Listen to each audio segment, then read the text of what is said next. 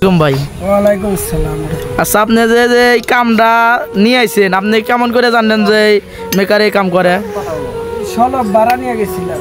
আচ্ছা সলব ওদিকে ভাড়া নিয়ে গেছিলাম, পরে ব্রেক কম।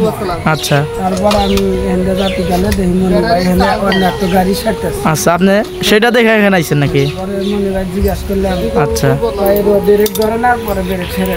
পরে আমি বললাম যে না, আমার গাড়ি তো ব্রেক হয় না। ও পরে ঠিক আছে, তুমি নিয়ে আসছো, আমি ছেড়ে দিই। পরে এই যে মানে আপনি দেখা তারপরে বলছেন তাকে? তাহলে আপনার কিছু বলেন দেন।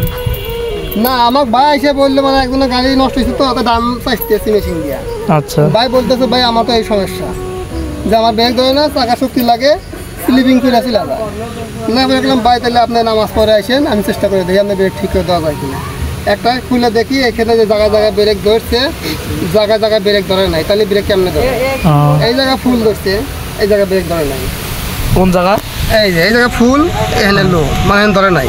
আচ্ছা, আমি বাইরে আসেন দাম কাটিয়ে ঠিক করে দেয়, ব্রেক না ধরলে আপনার 1 টাকা দেওয়া লাগবে। আপনি তো ইউটিউবে ভিডিও ছাড়েন নাকি? ইউটিউবে ভিডিও আছে। আইডির নামটা বলে দিবেন না? হ্যাঁ বলবো, আপনি দেখেন, আমার তো স্মরণ নাই, দেখে নেন।